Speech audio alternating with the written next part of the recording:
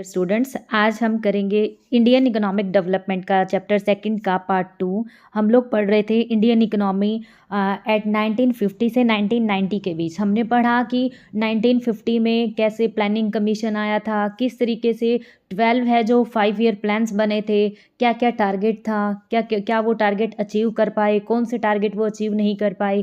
कुछ ऐसे प्लान्स थे जिनमें एनुअल प्लान्स भी आए थे, प्लान हॉलीडे जिनको हमने बोला था। 1966 में फर्स्ट प्लान हॉलीडे आया था, 1980 में रोलिंग प्लान आया था। इन सब के बारे में हमने कल की वीडियो में पढ़ा था। अगर आपने वो वीडियो नहीं देखी है तो उसका लिंक मैं आपको डिस्क्रिप्शन बॉक्स में दे दूंगी। आप पहले वो वीडियो देखना और उसके बाद आप आगे का ये पार्ट देखना। हमने कल यहाँ तक पढ़ा था प्लान का मीनिंग क्या है, किस तरीके से प्लान बनाया, ये 12 प्लान के ऑब्जेक्टिव्स हैं, इनको हमने बहुत ही अच्छे से किया था। डायरेक्ट एग्जाम में यहाँ से क्वेश्चंस पूछे जाते हैं कि फीचर्स पढ़े थे हमने प्लानिंग कमीशन के, कैसे जो हैवी रिलायंस कंपनी थी, पब्लिक सेक्टर थे, स्मॉल स्केल इंडस्ट्रीज़ पे क्या क्या प्लानिंग का इफेक्ट हुआ, प्राइवेट सेक्टर कैसे रेगुलेट होता है, सेविंग इन्वेस्टमेंट पे कैसे गवर्नमेंट फोकस करती है, ये सब इश्यूज़ हैं कल हमने डिस्कस किए थे। आज हम करने वाले हैं बेटा the various point in success achievement of planning. Planning ने कौन कौन सा जो अचीवमेंट्स हैं वो की थी। फर्स्ट है नेशनल इनकम इंक्रीज हुआ था, नो डाउट। जैसे प्लानिंग ये भी रियल है कि प्लानिंग ने जो भी टारगेट हमने डिसाइड किया वो अचीव नहीं कर पाए, क्योंकि due to raw material, due to technology का लेक, क्योंकि उस टाइम पे हमारा जो इंडिपेंडेंस था 1957 से 1950 तक बहुत कम टाइम गया था। धीरे धीरे हम लोगों ने बहुत सारी चीज़ें अचीव की थी, लेकिन उस टाइम पीरियड पर वो इतना हमारा ग्रोथ वाला टाइम पीरियड नहीं था कि सारे रॉ मटेरियल हमारे पास हो, एडवांस टेक्नोलॉजी हमारे पास हो, स्किल्ड लेबर हमारे पास हो। एक तो हमारा इंडिया लेबर इंटेंसिव कंट्री था, दूसरा जो लेबर थी वो अनस्किल्ड थी, तो इसलिए बहुत ज़्यादा ग्रोथ हम नहीं कर पाए। लेकिन नेशनल इनकम धीरे धीरे इंक्रीज होने लग गया था, क्योंकि एग्रीकल्चर सेक्टर में भी अब एग्रीकल्चर जो प्रोडक्शन किया जाता था वो सब्सिस्टेंस वेज के लिए ना करके वो किसके लिए, कमर्शलाइजेशन के लिए किया जा रहा था। फूड ग्रेन जो हम बहुत ज़्यादा एक्सपोर्ट कर रहे थे, इंपोर्ट कर रहे थे, वो धीरे धीरे बंद हो गया था, क्योंकि हमारा जो थर्ड 5 ईयर प्लान है वो सेल्फ रिलायंस का था। हम लोगों ने धीरे धीरे फूड ग्रेन वगैरह में अपने आप का सेल्फ सफिशिएंसी बना लिया था। तो इसमें क्या है, इंक्रीज हुई थी नेशनल इनकम। आप देखिए 12th प्लान में 6.8% हो गया था, टारगेट था 8%, और स्टार्टिंग में देखो 0.5% पर एनम था, लेकिन 12th प्लान तक आते आते 6.8% हो गया था। ठीक है, पर कैपिटा इनकम भी इंक्रीज हुआ है। Over the time per capita income has recorded a significant rise during the period before planning. The rate of increases in per capita income had only been nominal. ठीक है, कुछ एक sector में थोड़ा सा, कुछ एक लोगों का पर कैपिटा इनकम इंक्रीज हो रहा था, लेकिन जैसे प्लानिंग का पीरियड आया उसके बाद धीरे धीरे काफ़ी इंप्रूवमेंट हुआ। आप देखिए 2017, 18 और 19 में 5.5, 5.7% तक पर कैपिटा इनकम है वो इंक्रीज हो गया। Rise in saving and investment 1950 से जो था सेविंग रेशो था 9.5%, ये 2011-12 में इंक्रीज हो गया 31.3%, और 2017 से 18 में ये बढ़कर हो गया 30.5%, यानी कि सेविंग बहुत ज़्यादा बढ़ा है।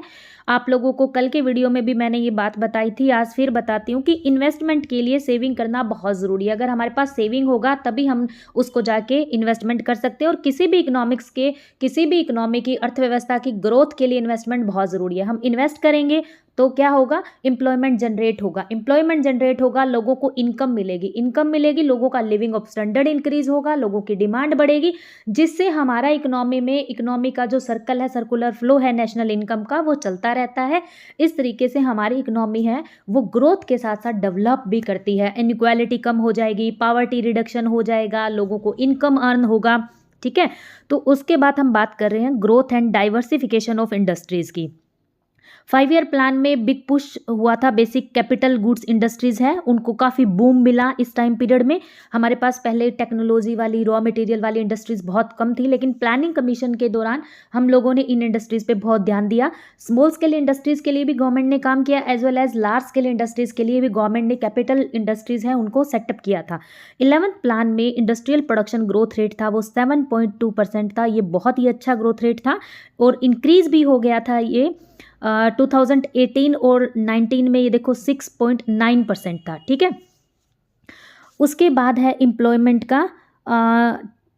एम्प्लॉयमेंट भी धीरे धीरे अपॉर्चुनिटीज़ बढ़ी है। देखो इन्वेस्टमेंट बढ़ेगा तो ऑब्वियस सी बात है एम्प्लॉयमेंट बढ़ेगा। गवर्नमेंट ने क्या किया, सोशल वेलफेयर को इंक्रीज़ करने के लिए काम किया, ट्रांसपोर्टेशन को अच्छा किया, रोड्स वगैरह बनाए, हेल्थ फैसिलिटीज़ को अच्छा करने के लिए हॉस्पिटल्स बनाए। एक हॉस्पिटल बनाया तो बहुत सारे जो लेबर थी उसको हॉस्पिटल बनाने में एम्प्लॉयमेंट मिला, बहुत सारे लोगों को उसमें काम करने के लिए एम्प्लॉयमेंट मिला, डॉक्टर भी, नर्स भी, ABC ग्रेड, हर ग्रेड के लोगों को उसमें काम मिलता है। तो आप देखिए जब बहुत सारे हॉस्पिटल्स बनते हैं, स्कूल्स बनते हैं, रोड बनता है, तो बहुत सारे लोगों को क्या है, एम्प्लॉयमेंट मिलता है। अब 2004 एंड 5 में जो हमारा एम्प्लॉयमेंट रेशो था वो था, अनएम्प्लॉयमेंट रेशो था 8.3%। 11-12 में 2011-12 में वो हो गया 5.6% रह गया, यानी 8.3% से कम होकर 5.6% पे आ गया। और 2018 और 19 देखो कोविड के टाइम पे नो डाउट थोड़ा सा अनएम्प्लॉयमेंट इंक्रीज हुआ था, लेकिन अगर हम 2026 की बात करें तो अब काफ़ी डाउन आ गया अनएम्प्लॉयमेंट रेशो, क्योंकि एम्प्लॉयमेंट अपॉर्चुनिटीज़ धीरे धीरे बढ़ रही हैं।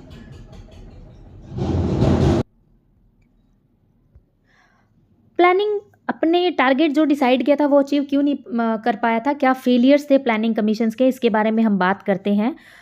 In India 21.9% of the population still lives below the poverty line. BPL line के पीछे पीपल थे, तो लोग अवेयर, जो BPL पीपल्स होते हैं ना, एक तो वो गवर्नमेंट की पॉलिसी से अवेयर ही नहीं होते। एक हमारा जो पॉलिटिकल सिस्टम लगा लो आप, या ग्रोथ का सिस्टम ऐसा लगा लो कि वो सेंट्रल पॉलिसी है, सेंट्रल से स्टेट में आएगा, स्टेट से वो धीरे धीरे स्टेट उसमें डिस्ट्रिक्ट्स में आएगा, डिस्ट्रिक्ट से वो विलेज तक जाएगा, तो लोगों को 100% जो उसका बेनिफिट है वो नहीं मिलता है। These are those people who are getting even the essential of life. ये वो लोग हैं जो मतलब रोटी कपड़ा फूड शेल्टर क्लोथ्स इसेंशियल चीज़ें हैं वो भी बहुत रेयर, या आप ये लगा लो कि बहुत मेहनत करने के बाद वो सिर्फ इसेंशियल चीज़ों को ही ले पाते हैं। तो इसीलिए प्लानिंग फेल हुआ, क्योंकि बहुत सारे पीपल, यानी कि 21.9%, एक बहुत बड़ा रेशो होता है, ऐसे लोग हैं जो अभी भी बिलो पॉवर्टी लाइन थे, जिनकी वजह से वो अपना कोई भी रोल प्ले नहीं कर पाए प्लानिंग, जो भी ऑब्जेक्टिव डिसाइड होते थे उनको गेन करने में।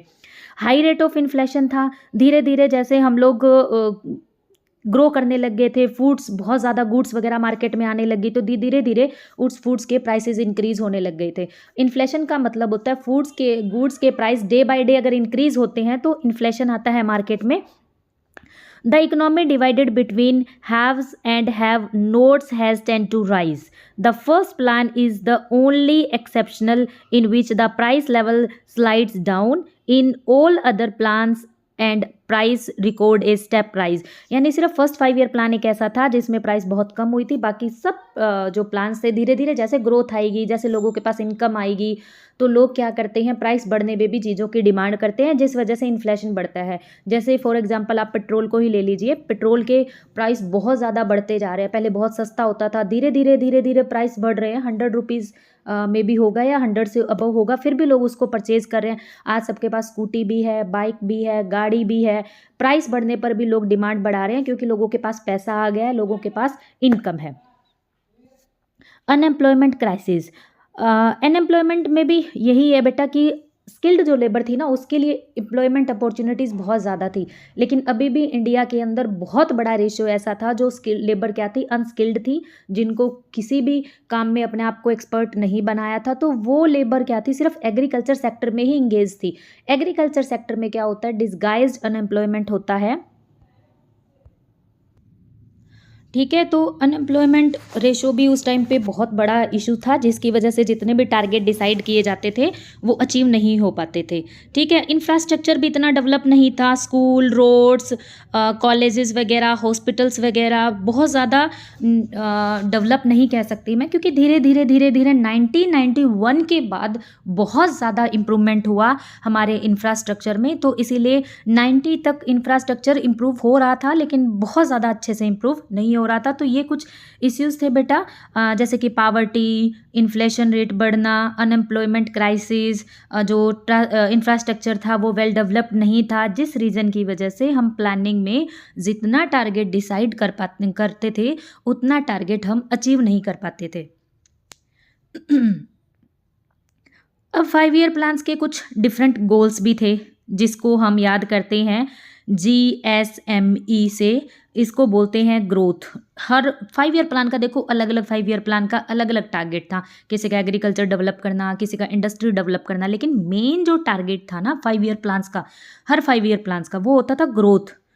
कंट्री की ग्रोथ को इंक्रीज करना, मॉडर्नाइजेशन करना, aims to adoption of new technology and change in social outlook। Modernisation को एक्सेप्ट करना, न्यू मशीन्स का यूज़ करना, कैपिटल इंटेंसिव टेक्निक का यूज़ करना, सेल्फ रिलायंस।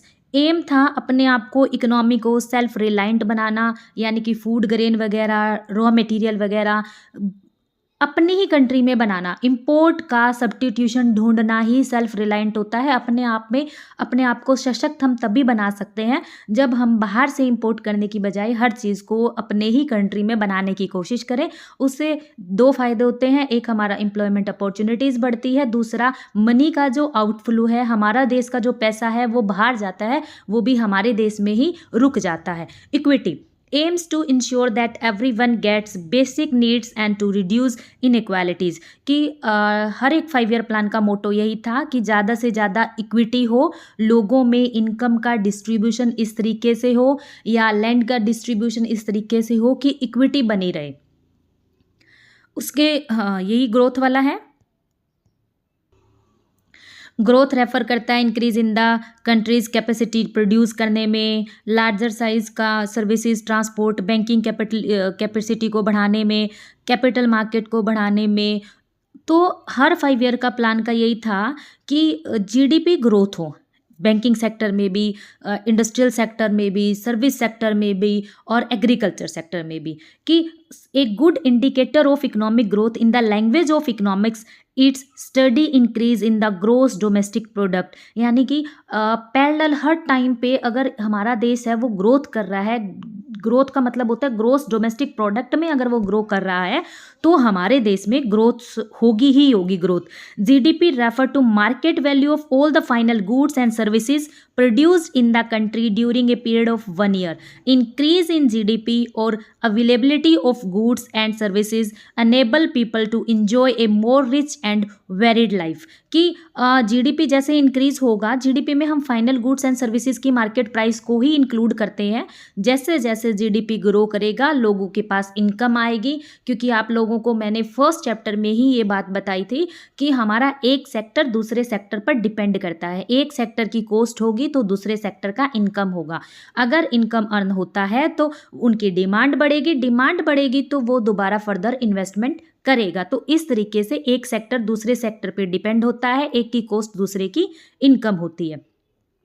हमारी कंट्री का दूसरा टारगेट था 5 ईयर प्लान्स का मॉडर्नाइजेशन। मॉडर्नाइजेशन में क्या है, Indian planners have always recognise the need of for modernization of society to rise the standard of living of people। modernization include जैसे कि adoption करना न्यू टेक्नोलॉजी का, साइंटिफिक टेक्नोलॉजी यूज़ करना जो टाइम कंज्यूमिंग हो, बेस्ट वर्क करती हो, school social outlook को चेंज करना है।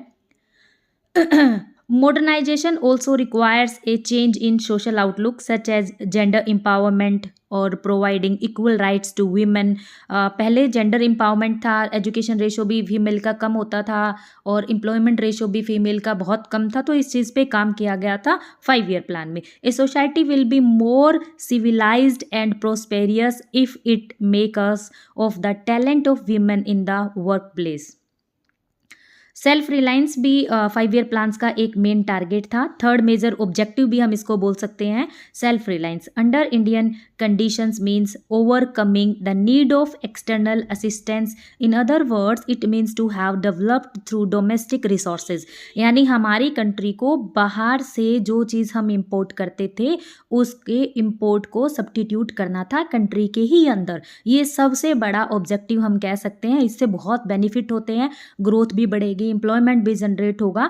To promote economic growth and modernisation the 5 year plan stressed on the use of our own resources in order to reduce our dependence on foreign countries. तो 5 year plan का जो main stress था वो यही था कि हम अपने खुद के रिसोर्सेज को यूज़ करें, तो हमारा जो फॉरेन के इंस्टीट्यूट पर, फॉरेन के कंट्रीज़ के जो रिसोर्सेज हैं उनके ऊपर डिपेंडेंसी है वो कम हो जाएगी। ठीक है, फ़ॉरेन की डिपेंडेंसी को कम करना था, अवॉइड करना था फ़ॉरेन का इंटरफेरेंस। अगर फ़ॉरेन की हम पे डिपेंडेंसी रहेगी तो हमारी मनी का बहुत ज़्यादा आउटफ्लो होगा। मनी की आउटफ्लो होने की वजह से हमारे पैसे की जो वैल्यू है, करेंसी की जो वैल्यू है, वो धीरे-धीरे इंटरनेशनल मार्केट में कम हो जाएगी। ठीक है? उसके बाद है equity. The objective of growth, modernization, and self reliance by themselves may not improve the kind of life which people are living. So, it is important to ensure that the benefits of economic prosperity are available by all sections, rich as well as poor of the economy.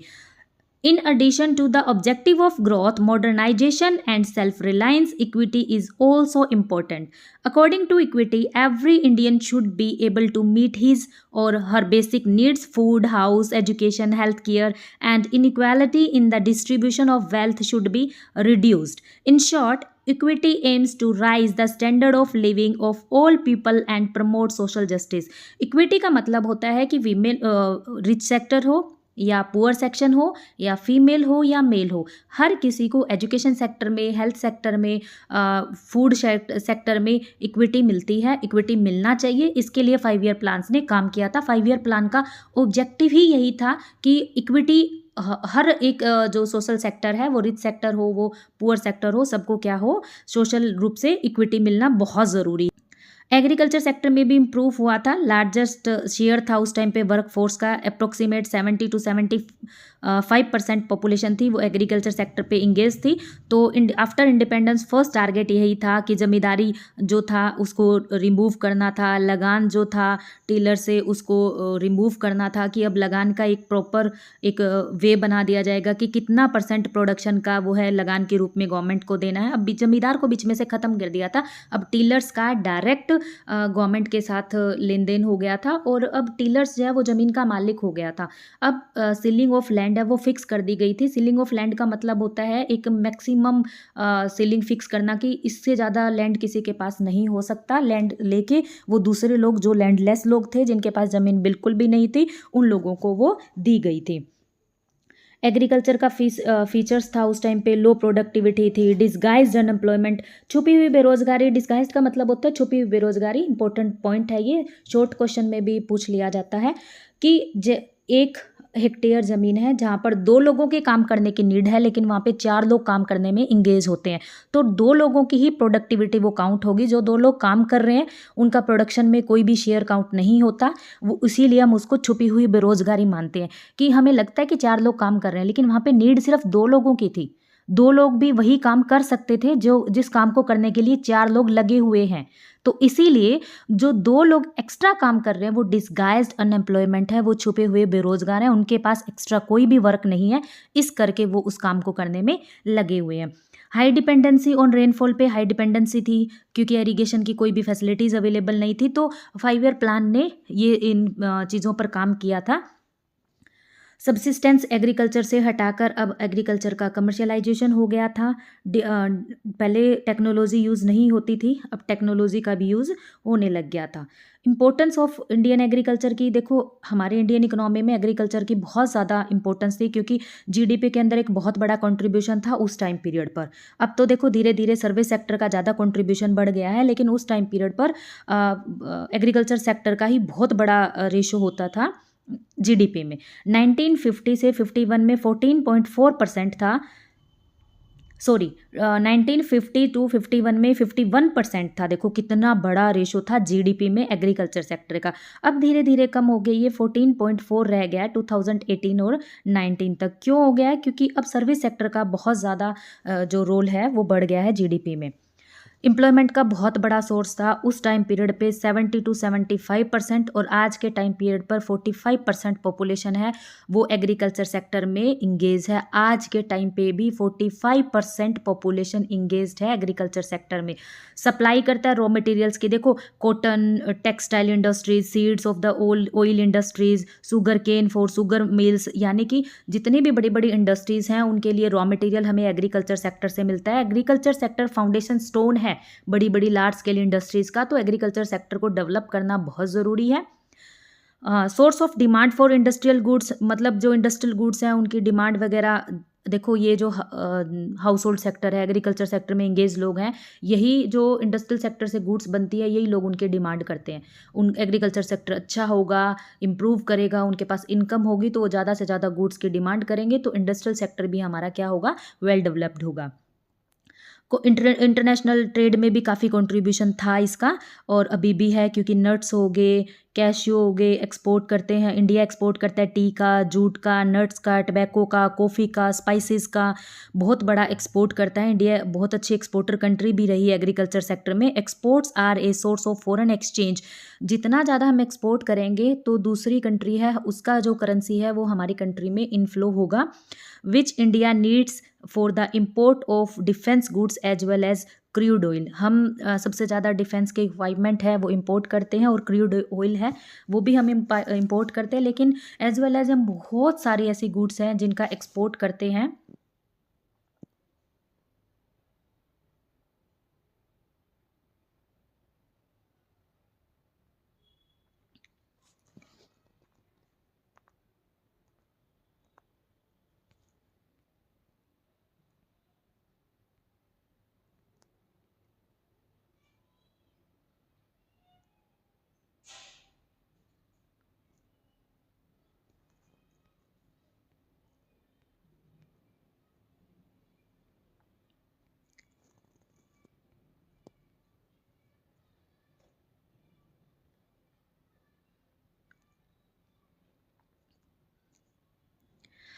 Problem face कर रहा था Indian agriculture, आपको मैंने बताया irrigation facilities available नहीं थी, finance की D efficiency थी, स्मॉल एंड स्कैटर्ड होल्डिंग था, मार्केटिंग सिस्टम भी अच्छा नहीं था, एक्सप्लॉइटेशन हो रहा था। अब कुछ रिफॉर्म्स हुए थे, वो कौन कौन से थे? न्यू एग्रीकल्चर स्ट्रेटेजी लेके आए थे, हाई क्वालिटी के सीड्स हम लोग यूज़ कर रहे थे, जिससे कि जो पर हेक्टेयर प्रोडक्शन है वो बहुत इंक्रीज़ हुआ था, बाजरा, राइस, मेज़, ज्वार, कॉटन का, एंड केमिकल फर्टिलाइज़र वगैरह यूज़ कर रहे थे जो एनहांस कर रहे थे प्रोडक्टिविटी को। केमिकल फर्टिलाइज़र थे वो कंसीडरेबली इंक्रीज़ कर रहे थे ओवर टाइम टू टाइम। और पेस्टिसाइड और सेक्टिसाइड जो इंसेक्टिसाइड्स थे वो क्रॉप को ख़राब होने से बचाते थे। धीरे धीरे हम लोग इनका जो यूज़ है वो बहुत ज़्यादा करने लग गए। लैंड रिफॉर्म्स भी हो गया, जो जमींदारे थे, इंटरमीडिएटरीज थे, वो धीरे धीरे बंद हो गया। अब स्टेट और एक्चुअल टीलर का आपस में डायरेक्ट रिलेशन हो गया था। जमींदार है वो अबोलिश हो गया था। अब जमींदारी जो प्रथा थी वो कहीं पे भी नहीं रही, डायरेक्ट डील करता था गवर्नमेंट से अपना टीलर। जो टीलर था वो खुद ही लैंड का ओनर बना दिया गया था। रेंट का भी रेगुलेशन हो गया था। 1/3 जो है रेंट उनको देना होता था अपने लैंड का, अपना जो भी क्रॉप उनका प्रोडक्शन होता था उसका 1/3। कंसोलिडेशन ऑफ होल्डिंग हो गया कि जो लैंड बिखरी हुई थी अलग अलग हिस्सों में उनको इकट्ठा कर दिया ताकि साइंटिफिक टेक्निक का यूज़ कर सकें, हाई क्वालिटी के सीड्स का यूज़ कर सकें, इंसेक्टिसाइड पेस्टिसाइड का यूज़ कर सकें, इरिगेशन की फैसिलिटीज़ अच्छी कर सकें। लैंड सीलिंग भी फिक्स कर दी कि ज़्यादा से ज़्यादा कितना लैंड वो रख सकते हैं। To promote equity in the distribution of land, a ceiling has been imposed on the holding size. The surplus land has been resumed by the government and redistributed among small holders और landless labours. कि बहुत ज़्यादा land अगर किसी के पास थी government ले लेती थी और उन लोगों में रीडिस्ट्रीब्यूट करती थी जिनके पास ज़मीन नहीं थी या बहुत कम ज़मीन थी। कोऑपरेटिव फार्मिंग भी एक बहुत बड़ा वो था उस टाइम पे, कि कोऑपरेटिव में क्या होता है कि लोग इकट्ठे काम करते थे, इकट्ठे मशीनरी वगैरह परचेज कर सकते थे और अपनी गुड्स को बहुत हाई रेट पर वो लोग बेच सकते थे। कुछ जर्नल रिफॉर्म्स हुए थे, इरिगेशन फैसिलिटीज़ प्रोवाइड हुई थी, प्रोविजनल क्रेडिट को अवेलेबल करवाने के पर्पज़ से नाबार्ड बनाया गया था। 12 जुलाई 1982 में नाबार्ड बैंक बना था, जो एपेक्स बैंक है एग्रीकल्चर सेक्टर के डेवलपमेंट के लिए ही ये बैंक बना था। ये बैंक बहुत कम रेट ऑफ इंटरेस्ट पर एग्रीकल्चर सेक्टर के लिए लोन प्रोवाइड करता है, जिससे इरिगेशन की फैसिलिटीज़ बहुत अच्छी बन सके। जो टीलर्स हैं वो पेस्टिसाइड, केमिकल्स, इन फर्टिलाइज़र वगैरह बहुत अच्छे से यूज़ कर सकें। मार्केट का भी कोऑपरेटिव जो मार्केटिंग सोसाइटीज़ है वो बनाई गई थी, जिसमें एमएसपी डिसाइड किया गया था कि इससे कम एमएसपी पर लोग चीज़ें नहीं सेल करेंगे, यानी कि जो टीलर्स हैं उनका एक्सप्लॉइटेशन कम से कम हो, इस तरीके के जर्नल रिफॉर्म्स हैं वो लाए गए थे। प्राइस सपोर्ट पॉलिसी थी, मतलब कि जितना मिनिमम कॉस्ट पे प्रोडक्शन हुआ है उस पे कुछ परसेंट प्रॉफिट का मार्जिन रख के ही लोग हैं अपनी गुड्स को सेल करेंगे। एग्रीकल्चर पॉलिसीज़ देखो बेटा क्या था, इसमें जीडीपी में इम्पोर्टेंस रोल है, जीडीपी में कंट्रीब्यूट करता है, सोर्स ऑफ एम्प्लॉयमेंट जनरेट करता है। अभी जो हम पीछे पढ़ के आए हैं, मेन फीचर्स क्या क्या थी 1950 में, लो थी, डिसगाइज्ड अनएम्प्लॉयमेंट था, हाई डिपेंडेंसी थी, लेकिन इन प्रॉब्लम को धीरे धीरे गवर्नमेंट ने सोल्व कर दिया। अब हम टेक्निकल रिफॉर्म्स किए हैं, हम हाई क्वालिटी के सीड्स वगैरह यूज़ करके बहुत अच्छा प्रोडक्शन हम लोग 1950 से 1990 तक करने लग गए थे। Green revolution, new agriculture strategies आई थी 1996 में, जिसमें हम हाई क्वालिटी के सीड्स वगैरह यूज़ करते थे। Green revolution refer to the large increase in the production of food grain due to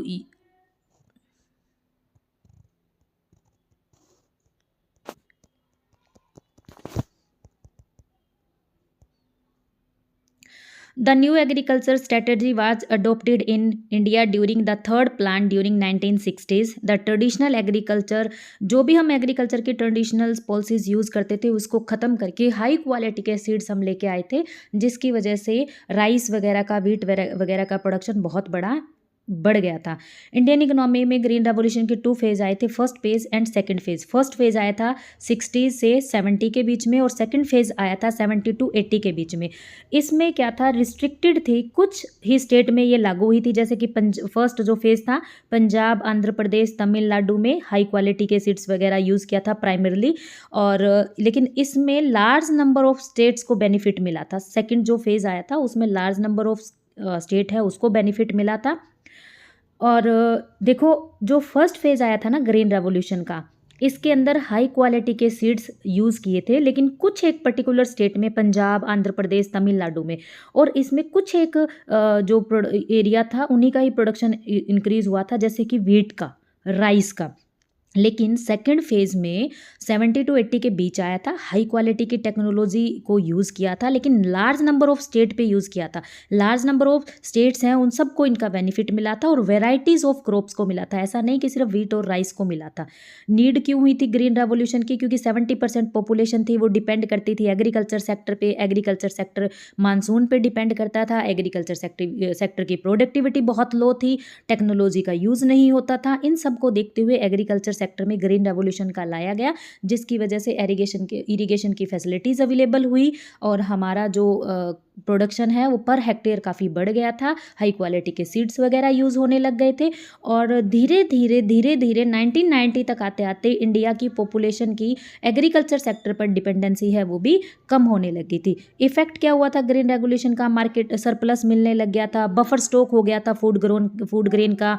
अब हम लोग फूड ग्रेन में क्या होने लग गए थे, बहुत ज़्यादा सेल्फ सफिशिएंट हो गए थे, बेनिफिट हो गया था। लोअर इनकम जो ग्रुप थे उसको काफ़ी इससे बेनिफिट मिला। रिस्क इन्वॉल्व था, जैसे रिस्क क्या था, रिस्क था पेस्ट अटैक हो सकता था। High quality crops were more prone to attacked by pest, so there was a risk that small farmer who adopted this technology could loss everything in.